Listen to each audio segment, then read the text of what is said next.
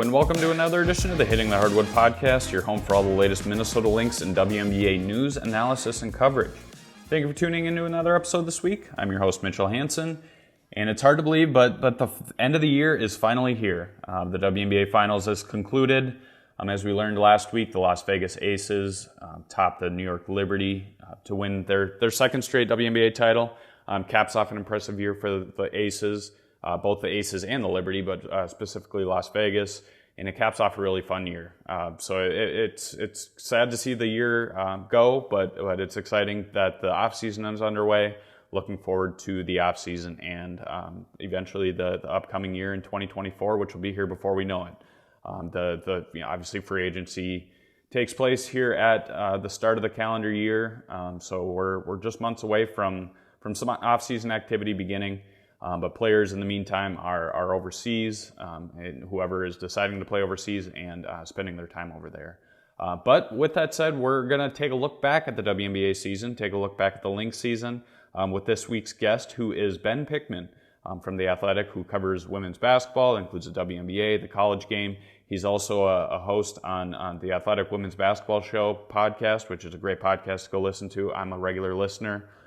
So it's a great podcast that you should go check out, as well as obviously this podcast. But Ben does a lot of great work on The Athletic.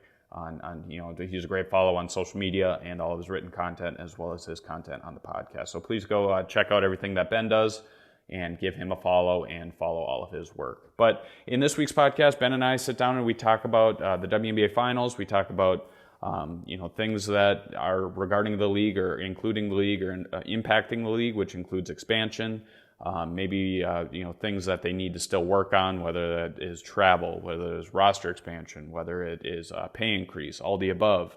And then we transition into some Lynx talk, some Lynx in WNBA. We look at the WNBA, where the Minnesota Lynx finished up this year, where they could go this offseason, what route they could go this offseason, what they could do this offseason.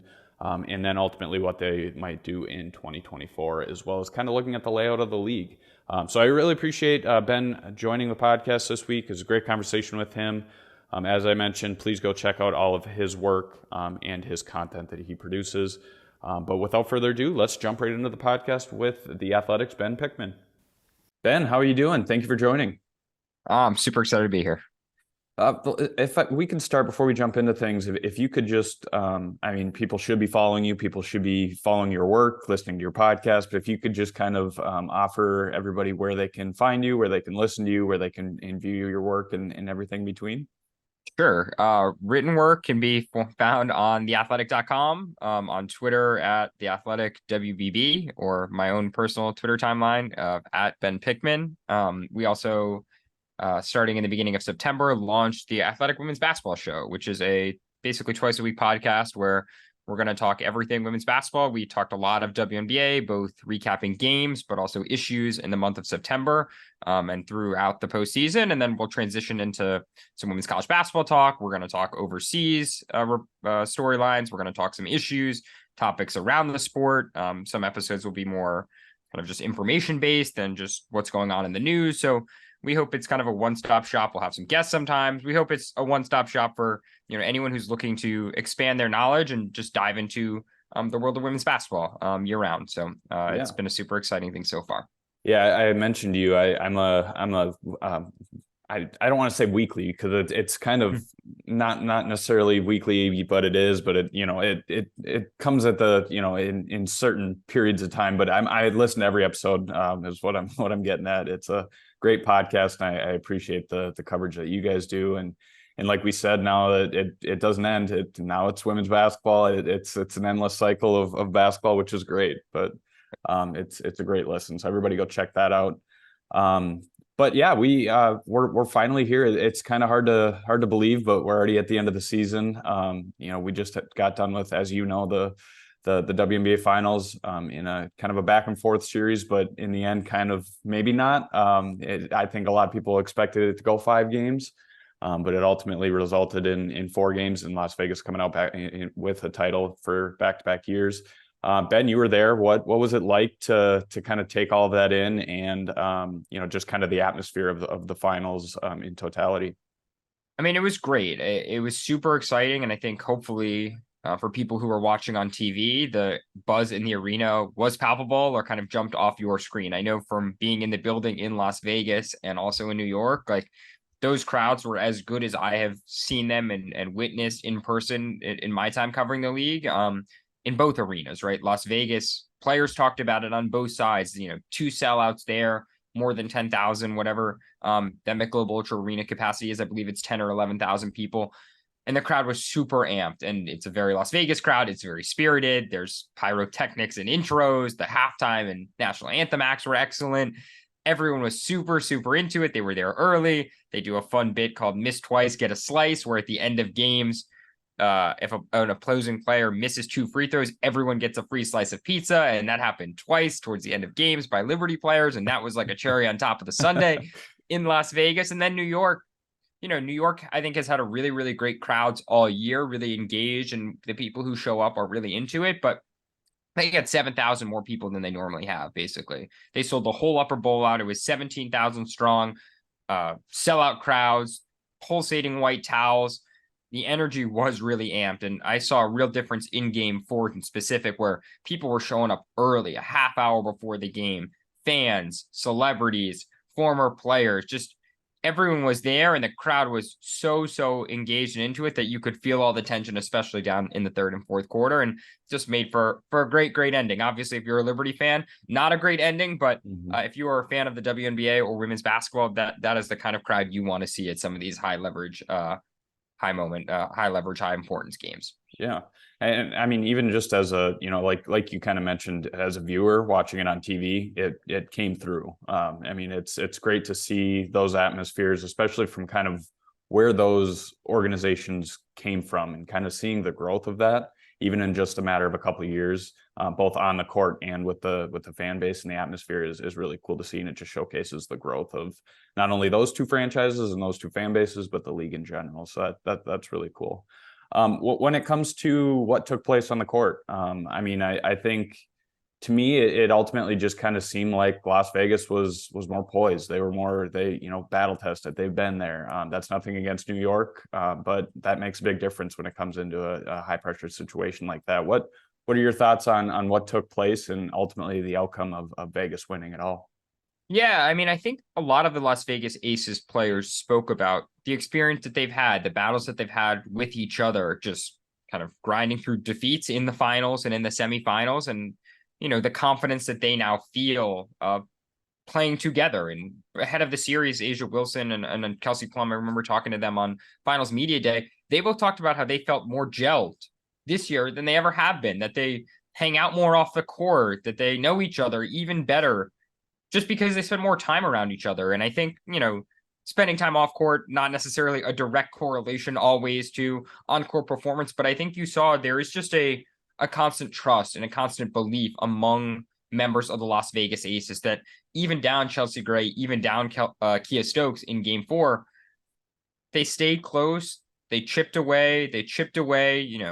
Kelsey Plum talked about Kels talked about just belief. Like, they just believed that if they could keep it close, that they could go on a run and they could pull it out. And we kind of saw that in the third quarter and in the fourth quarter. The other thing I will say, and I think we can't overlook it at all, is huge credit to Becky Hammon. Like, she is tactically, she's just excellent. Like, I talked to Crystal Robinson. She is a former player for the New York Liberty, one of the members of their Ring of Honor, and she's recently been an assistant with Seattle and Dallas and Phoenix. And she told me that Becky is worth like 8 to 10 points. And I think you kind of see that, frankly. Like, how many other coaches, frankly, in the league are pulling out a victory in that situation? They're playing an entirely new defense that they've never really practiced before. They've never really played before. Becky talked about how, the good part of what we're going to look like in game 4 is that we don't know what we're going to do, so our opponents don't know what we're going to do. And I think New York kind of saw that and wasn't really sure what Las Vegas was going to do, but credit to her as well, because a big reason why they pull out game 4 is because of the schematic adjustments that staff made. Mm-hmm. Yeah, I mean, you could look at it from both sides with, obviously the 2 players being out, the 2 starters that you mentioned for Las Vegas. That obviously hurts Las Vegas to some extent, but in the end, that's almost harder to prepare for. And I think that's, you never really know. And when a team is playing on the fly and they're just kind of going out there and playing, that's almost more dangerous than when you have them at full strength. But I mean, one of these years, hopefully, maybe we'll get a Las Vegas win on their home court. The last couple of years, it's been on the road, but I think they'll take them either way. But I mean, either way, it was still a fun series. It was a series everybody wanted. I honestly think we're probably going to see it again next year with maybe Connecticut being in the mix with those top three. But who knows? It'll be fun to see these two kind of battle it out for years to come. But kind of looking ahead, what do you think? You know, this is very, very early, but what do you think we might see next year? Do you think we end up seeing a rematch in the finals, kind of like what we did with like the LA Minnesota days back when they were going back and forth? I mean, Jonquel Jones first has to resign, and she said during her exit interview that she was trending towards that direction. Mm-hmm.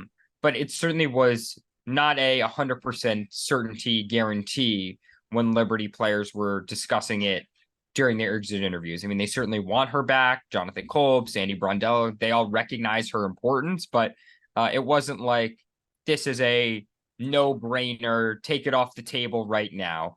Do I think she'll be back? Yes, I do. But there still seems to be some work to be done there. And so she needs to be back for obviously this Liberty team to repeat, because as Jonathan Kolb, New York's general manager, said, she was probably their most consistent and efficient player during the postseason. We saw 8 straight double-doubles to open the playoffs, a WNBA record. So if she comes back, I do think we probably will get a repeat. I mean, I think the big variable in the WNBA offseason equation is what happens with Skylar Diggins-Smith, and we're not really sure. And there's a number of teams that, you know, probably don't make sense on paper, but if she joined them, could they elevate to that conversation? You know, maybe. This is an all WNBA guard the last time we saw her play. So, you know, maybe she goes to Connecticut or Atlanta, or, you know, you could put her on a whole number of teams and their ceilings would elevate, and maybe throw a wrinkle in the equation. But I certainly think if you are if you're looking for a safe prediction and one that is most likely to happen, it would be a repeat of the finals that we just witnessed. Mm-hmm. Yeah, I definitely agree. It will be interesting to see what happens with Diggins-Smith. And I mean, it going into, you know, this season or even midway through the season, it was looking like it was going to be a really intriguing free agency and free agent pool that has since dwindled down with some of the big name players kind of re-signing extensions with their team. But yeah, it'll be interesting to see how she's able to bounce back. I could see her having just a breakout year too, and just her, you know, her mentality of, you know, she wants to prove it to everybody and prove that she is still to that caliber. I can see her, you know, having a big year next year too. But yeah, well, the year will be here before we know it. It always seems to sneak up really fast. So it'll be here. The new calendar year will be here. We'll already be talking about free agency. So it never slows down. But when it comes to next thing I wanted to talk to you about was expansion. Obviously, we got the recent news of the Bay Area being one of the teams that will be, or one of the locations that will be getting a team. What are your thoughts on that? And what do you think of the, you know, the second rumored team of Portland or other locations, you know, being added to that mix in 2025? I mean, I'm not surprised that the Bay Area was the first team that they're announcing, and also the Warriors ownership group is the team that they've elected to give the 13th franchise to. You know, I think it's a positive in that it seems to be an ownership group that is legitimately committed to investing in the franchise, and we will obviously see how much they are really willing to invest once it launches and once, you know, it all gets underway. But at least from everything they've said and what history would suggest as it relates to the Golden State Warriors in the NBA, this seems to be a group that will pour money into the team. And we've seen the impact that just pumping money into a WNBA franchise can have in recent years. Look at the Las Vegas Aces and New York Liberty as exhibits A and B, right? You have two ownership groups that, you know, invest in practice facilities. They invest in travel. They invest in a performance staff that, you know, is one of the largest, if not the largest in the league in the New York Liberty, that is year-round access that those players have in New York that a lot of other teams do not have. So if we see the Golden State Warriors group invest in much the same way, you know, I think Joe Lacob made that prediction that they're going to win a WNBA championship within 5 years. Obviously, that is lofty and hugely aspirational, considering we don't even know how an expansion draft will work, but it wouldn't be so surprising to maybe see them win or at least be competitive because, they're going to invest. I think that is the one thing we know. And players are going to flock to franchises that invest in them, that invest in the organization. So that is hugely a positive. Portland is going to be really interesting because, you have one team in the Warriors that has an NBA counterpart in the Golden State Warriors, rather, or in the Bay Area, rather. And Portland, it seems like their ownership group is going to be completely separate from the NBA team. And so I think the hope, and we'll learn more about that ownership group as it becomes more official, and the Athletics reporting says that, it's certainly headed that way. Again, the onus will be on the new Portland group to invest in that franchise. And if they can invest in the team, much like some of these other franchises I just mentioned, I don't see any reason why they too couldn't be very successful. I think the thing that is so appealing and interesting about Portland is it clearly is a very rich and engaged fan base, one that is very enthused and passionate and like wants a team. And it sets up some great Pacific Northwest rivalries with Seattle, certainly some West Coast rivalries with this Bay Area team, with the LA Sparks. Yes, maybe the Minnesota Lynx might be the fall team here and have to go and switch conferences. So we'll see about that. We'll see what other realignment occurs in the future. But I'm not surprised knowing that it is a market that seems like it is ready to continue to grow in terms of interest in women's basketball. So I think it's two solid choices, and two that I think a lot of players will be excited to go play for. Mm-hmm. Were you the person that was kind of in the boat of, you were vouching for expansion over roster expansion or roster growth or some of the other kind of needs and wants of the league, or were you in, I guess, which side of that were you on?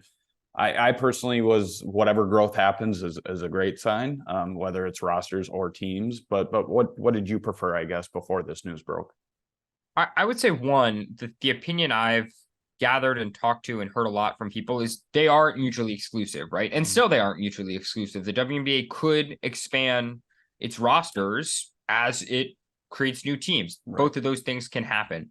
I think the thing I didn't understand in talking with players and executives around the league is why there isn't just roster expansion in the short term, and why expansion is a much bigger, more complicated process. But what is stopping the league from allowing teams to have two more players that maybe are, you call them basketball ops interns, and they, in essence are part of a practice squad and they can't suit up on game days, but if somebody gets hurt and you need players, instead of just, picking people off the street and for a hardship, that they're called up to the active roster and can suit up. Like, what is stopping the league from creating 24 jobs in the short term? And that is something that I still don't fully understand. And, in talking to a lot of players, we did this poll on The Athletic where we talked to almost 50 players. And one of the questions we asked was, would you rather have more spots or more teams? And one of the sentiments we got was more players, one said roster spots. But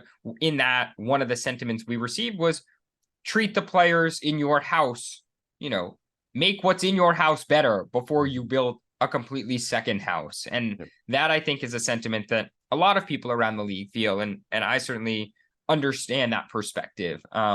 Because frankly, like, as I think you probably recognize, and a lot of people around the league, there's a lot of variance in ownership groups and treatment of players. And so why not elevate that before you add two more into the mix? And maybe those two more help elevate the rest. But that, I think, remains to be seen. Hopefully both happens for the sake of players. More jobs is obviously better for players and the growth of the league going forward.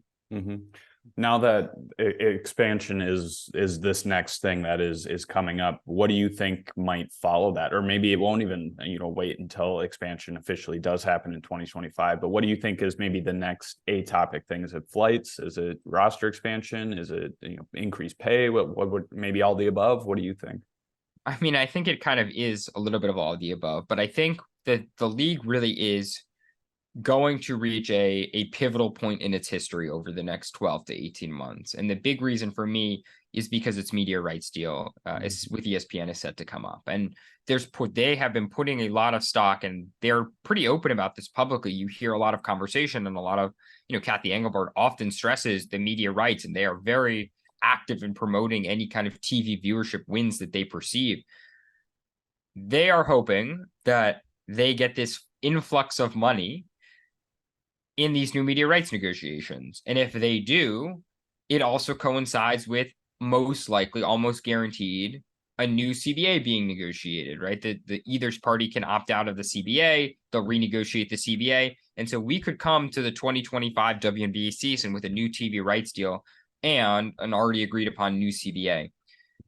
And as a result, it wouldn't be shocking to see higher salary cap, changes in the charter flights, like, some of the other benefits changes in maternity policies, how hardships, roster sizes. I think a lot of changes are dependent on how much money the league gets from these media rights deals. And so, they're certainly putting a lot of eggs in that basket. If they don't get deals that they want, or that, are able to really boost the league, then I think some of these issues will remain in a holding pattern, or the growth and the change might not be as much as some people with the PA or fans want. But if they get the media rights deal that they want, I think, we could see a reshaping in some respects about some of these rules and policies and restrictions that some people think hold the league back. So I think a lot of it is really coming to a head in the next 12 to 18 months. We'll see how it all shakes out. But, we could be really, the WNBA, I like to think, could look very different in 2026 and 2027 than it does right now as a result of some of those changes. Mm-hmm. Yeah, absolutely. People always talk about, like, what is next? When will we get more teams? Everybody, once you not only are you satisfied with getting a team or two teams, but everybody wants more. Do you think that, in the following years, there will be, obviously it'll be a couple years at least after, the insertion of the, next two teams, but do you think there will end up being more? And if so, where do you think would be great locations for that? Yeah, I do. I do think there will probably end up being more teams. I think a lot of it, as I mentioned, is dependent on media rights deal and how much money is kind of feeding into the league and what changes happen as a result. I look at Philadelphia as a prime market. We know that they are a great sports town, a great sports city, with some women's basketball history and tradition as well. Cheney State University, an HBCU just outside the city, was, the first and only HBCU to ever make the Final Four in the college game, and a number of great players. Yolanda Laney, Benijah Laney's mom, played there notably, and a number of other notable stars of the 80s played there. C. Vivian Stringer began her coaching career there. And we have, Natasha Clouds from that area. We know a number of other kind of Dawn Staley, obviously, from that area. So this is a rich basketball market that is eager for all kinds of teams. That is one. The team that I think is most interesting is the Toronto market. And we know that they have a great fan base. We saw certainly in that exhibition game between the Lynx and the Sky, the energy around women's basketball and the WNBA. And we know Team Canada also is seemingly improving. And there's a number of WNBA players from Canada who, it seems like that pipeline isn't going anywhere. The thing that I think is interesting is, one, who the ownership group would be, and also travel logistics. And so I'm frankly not so surprised that Canada and Toronto didn't get the team, because, look, the reality of WNBA teams flying on commercial flights and the potential complication of border crossings and, going through security and customs and doing that regularly and screening all bags. And, I'm by no means an aviation specialist, but that seems to be a huge logistical challenge compared to just jumping on a normal commercial flight and going from, Minnesota to the Bay Area, or Seattle to, like, Los Angeles, right? And so I'm not shocked that Toronto didn't get it this time around. But if you told me, in a future round of expansion, if the WNBA changes its charter flight policy, that Toronto got a team, I would say, yeah, that sounds right to me. I think travel probably was one of the big holdups as it related to that franchise not getting a team in 2025. Yeah, definitely. Yeah, I agree. Since we do talk a decent amount of Lynx on this podcast, I kind of wanted to get your thoughts on what we saw this year, maybe the future outlook of the team. I guess let's start off with what did you see from the Lynx this year? What were you kind of surprised with what they ended up putting together? Was it kind of about what you expected, or maybe did you expect them to do more?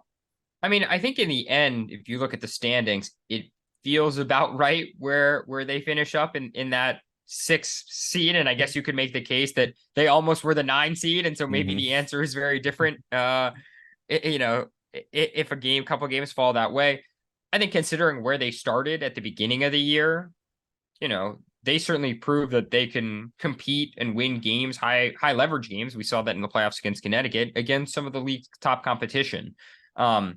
And Nafisa Collier, I think, continues to emerge as one of the league's best players. So you have to be excited about that if you are a Minnesota Lynx fan.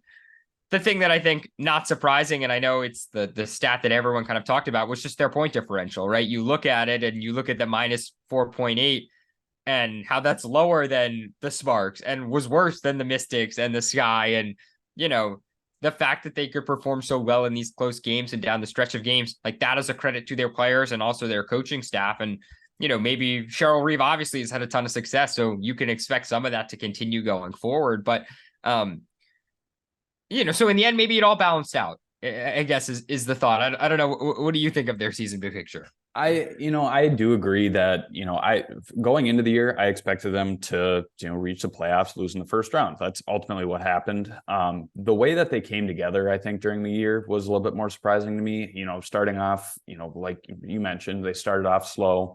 And at the time I was like, okay, this is going to be, a bigger learning curve than maybe what a lot of people expected with a younger team. It's going to take a little bit longer to develop them, everything between just to kind of get them to mesh. But then, they ended up pulling it together and, towards the end of the year, they've looked solid, but the biggest thing is they just don't have enough yet. And that's the biggest thing, Cheryl Reeve had talked about throughout the year. They had a big 2 this year and they weren't necessarily a consistent big 2 with Kayla McBride kind of, going up and down or kind of having up and down performances throughout the year. Nafisa Collier was obviously great all year long, but they have to have more. And that's, they didn't expect to have more, but they need to have more. And that's something that they'll work on, moving forward. But the rookies, the way the rookies played surprised me. I didn't expect that. I expected, the performances and the flashes that we did see from them. I didn't expect them to step into the starting lineup and have such big roles right away. So that kind of surprised me a little bit, but ultimately it is kind of where I thought they would end up, shaking out or kind of finishing out. If you would have, asked me at the start of the year, I would have told you that. If you had asked me a month into the year, I probably wouldn't have said the same thing, but they ended up turning it around. And we've seen that the last couple of years, which is a credit to Cheryl Reeve and her staff. But I mean, they're a very, kind of stereotypical team in transition. They're a team. I don't necessarily know if I would call them a rebuilding team. They are, but they're not at the same time. They've been like kind of that transition team for a couple of years now. But they still have a lot to figure out. And this offseason will be, I think a big test to figuring that out and a big hurdle to get over, I should say, to be able to improve moving forward. Right. I mean, you look at their roster and frankly, they just don't have a lot of players who are currently signed. Like there's just a lot of different directions it could go. Now the players that they do have, Fee and McBride and Diamond and Dorka, like you go down the list, some of their key players that are under contract, like they're all players you would want if you were looking at last year's team and saying, who do you want to carry over? Obviously those are some of the names that you would list. Jess Shepard didn't play a lot last year, but she's someone who's shown flashes. And I think, presumably she'll play a big role next year with Minnesota too. I think the Lynx are kind of like a lot of other teams in the league, right? And I think the whole league is in an interesting, maybe it's a holding pattern, maybe it's not with the Aces and the Liberty being so prolific, right? Like if you told me next year, depending on how free agency shakes out, and the Lynx certainly have some cap space, having Aerial Powers come off the books and having a lot of people on their roster come off the books, they have some flexibility. I wouldn't be totally shocked if they were like the 3 seed or the 4 seed, if they had a big free agency and they made some splashy trades. However, you could also make the case that they'll be the 8, they'll be the 9.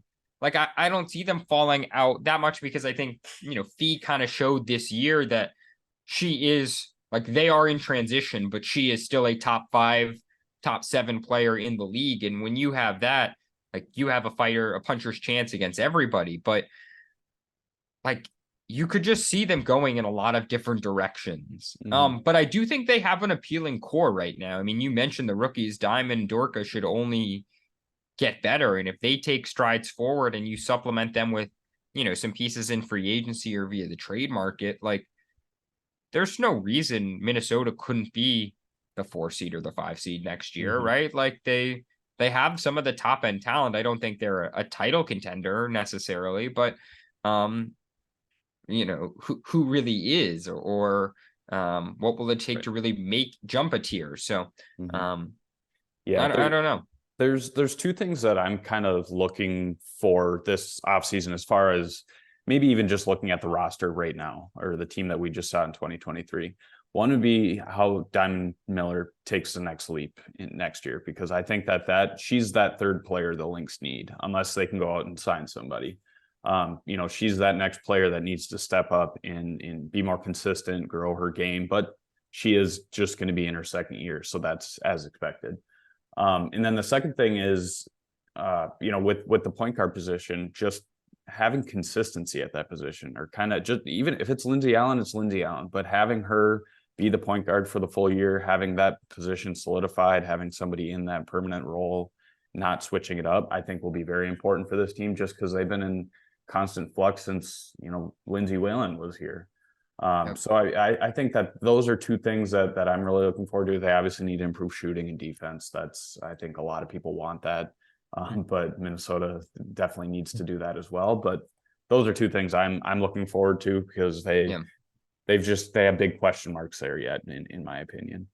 Yeah, and point guard, I look at Minnesota in some respects a little bit like Dallas, right? A team I could see them being in similar positions heading into next season, right? Two teams with talented rosters with franchise players. And, we certainly saw with the Wings in their postseason matchup with the Aces. And again, the Aces roster top to bottom is just so strong. Everybody, recognizes that they're defending champions back to back for a reason. But you really saw a discrepancy with the point guard position that Dallas, even into their series with Las Vegas, is alternating. Do we play Crystal Dangerfield? Do we start Odyssey Sims? Veronica Burton, suddenly she's playing 15 minutes a game after sometimes not even playing at all, or playing, 3 minutes, 4 minutes a game. You mentioned the point guard spot with Minnesota. You look at the roster right now and what it could be as well entering next season. Like, Fee's going to play. Kayla McBride's going to play. Diamond Miller's going to play. Dorka, presumably, she's going to and that is the question. And you could see them going into a playoff series and, being comparable or being able to match up with Las Vegas or New York. And if they don't have that guard spot, that is one place that we've seen some of these elite teams attack. And especially when games get tight in late game situations, I think everyone recognizes the importance of having that kind of player, though I guess if you're the Las Vegas Aces, you overcame that in game 4, but few teams can. So I think you're certainly right to highlight that as a big question mark and a pivot point for the Minnesota Lynx entering next season. I think they thought, or they had hoped that Tiffany Mitchell would be able to adjust to that position a little bit more with her signing last offseason. That ultimately didn't happen. I'm interested with, we talked about with their cap space. I'm interested to see what they're able to do this offseason. I mean, there's just some intriguing names out there. We even mentioned Skylar Diggins-Smith. Maybe Minnesota wants to look into that. Who knows? But there are some intriguing names out there that they could go try and get if they leave their teams and if they want to sign elsewhere. But Minnesota is one of the teams that they have that ability, and not a lot of people have the type of money that Minnesota has this offseason. So I could see them not doing anything, and I could see them being very aggressive. But I really don't know what we're going to see from them. But that's definitely something that, because I mean, you look at the rest of the roster. Rachel Banham's not going to go anywhere. I'd say Bridget Carlton will be back. Those are two names coming off the bench. You got Tiffany Mitchell coming off the bench. Maybe Lindsey Allen will be a bench player. You sign somebody to take over that starting role. They basically have their roster just about set. at that point. So they don't have a lot of flexibility to bring in new players, and that's not even taking account to the draft and what Minnesota could get in the draft. So going back to your point about kind of being in a holding pattern, I do agree with that because I've since I started covering this team, I've never seen them go into a year and say it's going to be a developmental year. And to me, that just means, okay, let's try and just build this core for a year or two and see what happens with those super teams, because they can't hold it together forever, unless you replicate what Minnesota did for about 7 or 8 years. But and so I do agree with you that I think a lot of people are just like, all right, let's just wait and see, because we can't match them, and let's not put all our resources in the middle of the table just to try and match them. So it'll be an interesting offseason. Kind of looking ahead to next year, obviously it depends on what Minnesota does, how aggressive they are, who they're able to bring in, who they're able to not bring in. But what do you expect from them next year? I mean, you mentioned, that they could be, as high as a 3-4 seed if they solidify some positions and kind of attack their areas of need. But do you kind of expect them to be a similar team next year? Yeah, I mean, look, we mentioned Skylar Diggins-Smith, and I think if you're a mock draft GM, like slotting her into anyone's team is like obviously the player everybody wants. And so, you plug her into the Minnesota Lynx and just suddenly you're like, oh man, they could be a 3 seed and then some, potentially, right? And so that's obviously aspirational and honestly kind of makes a little bit of basketball sense too, right? Like we talk about how they need a lead guard and she could certainly be that. I do see them continuing to make, strides in the right direction or just improve on what they were this past year, for some of the reasons we mentioned, right? Another year of playing together, forming chemistry, forming on-court habits, Cheryl Reeve understanding, okay, Diamond's game a little more, understanding that Dorka is going to play a bigger role that maybe people expected heading into the year, but now she seems to be a key piece, for the short term or maybe the long term as well. Obviously with WNBA contract lengths, everyone's kind of short term. However, the thing that I think is interesting, and this is true of the Minnesota Lynx, and I think it's true of almost everyone in the WNBA, is you look up and down the league, I think a lot of teams will be better basketball teams next year. They will play better. They will feel confident heading into the year. But I don't necessarily know if that translates into wins just because of the competition level around the league. You look up and down the roster, the standings, the only team that I think, Seattle to me looks to be the franchise that obviously wants to continue to improve, but they're so young that is it fair to think they're going to take a big step forward? I'm not really sure. But every other team, I think, wants to, hopes to, expects to be a playoff team. Phoenix, we see them investing in coach and a head coach. They have a ton of, veteran talent. They want to be much better. That's clear. Indiana views themselves, if they didn't get off to a slow start, they probably would have been a playoff team, right? They've showed that they could beat, some of the top teams in the league or hang with.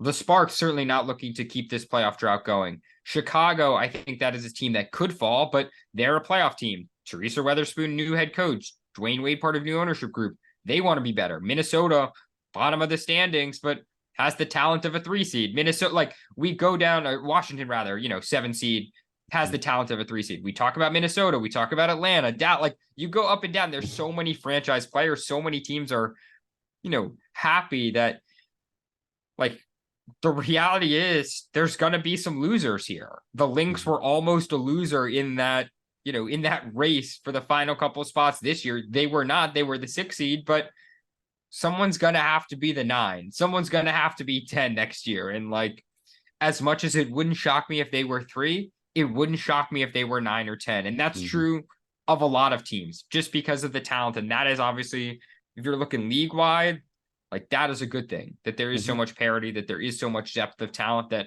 up and down these rosters, there's franchise players on almost every team that you can really say, like, these are players worth building around.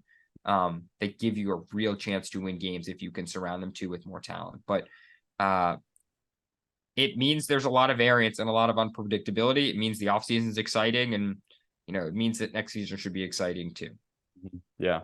Yeah, I mean, that's why we see it. To your point, we see every year where it's like 4 through 10 is like, okay, I could see Dallas being at 5, I could see him being at 10, I could see Atlanta being at 4, I could see him being at 8.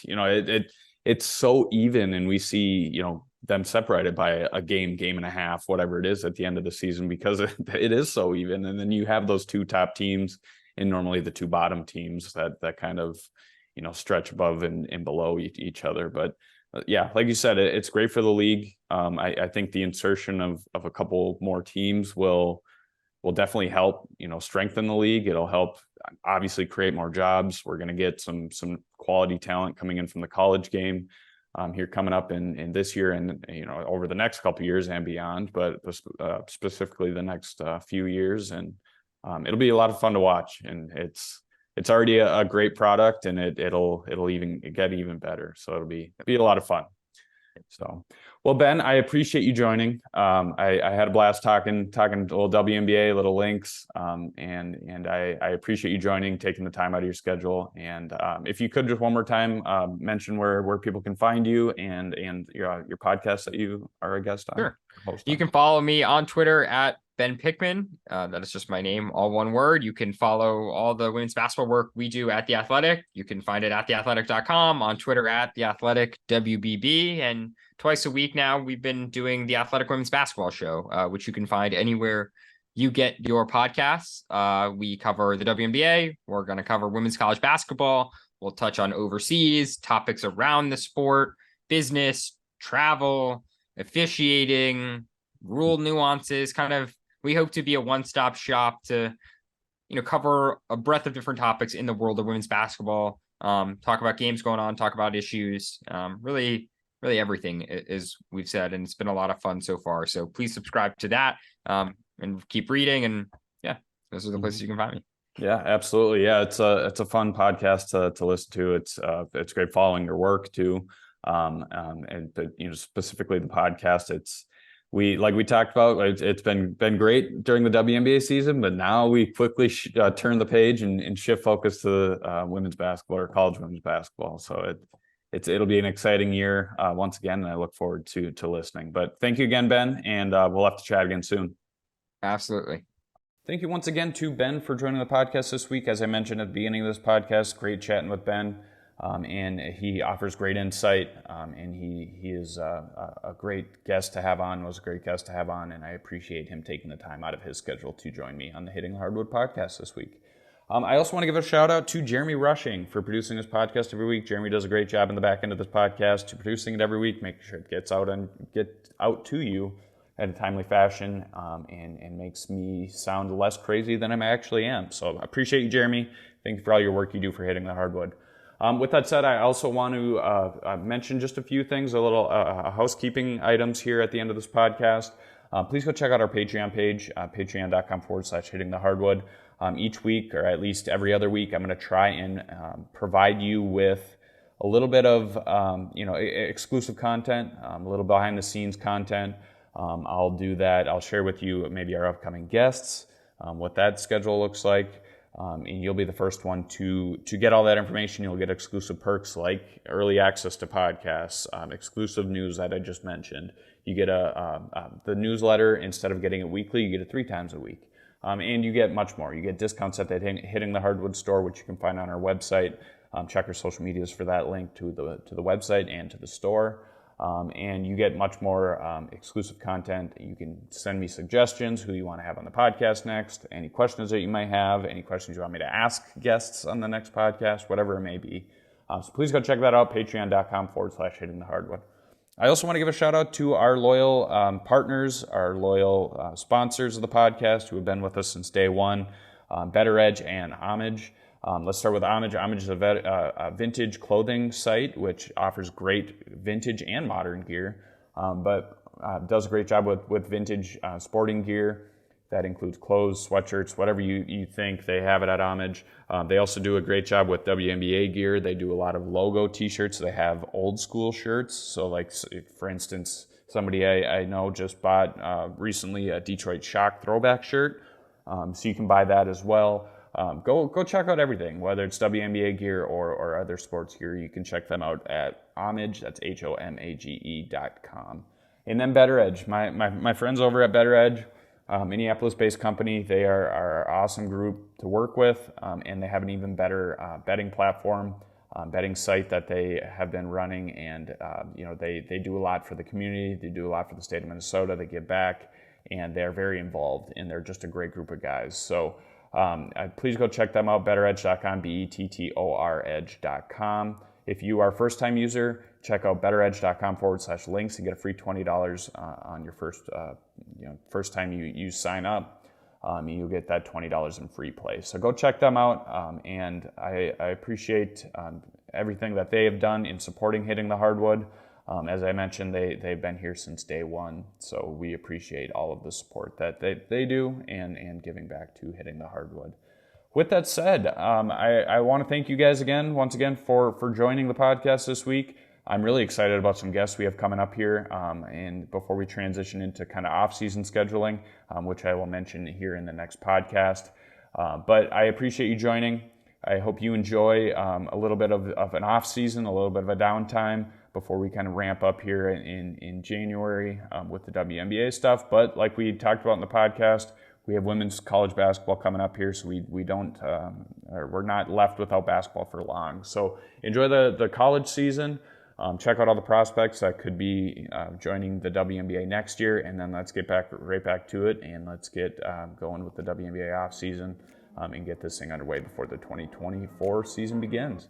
So I thank you once again to listening. I'll check back in with you guys next Tuesday, and I hope you have a great week.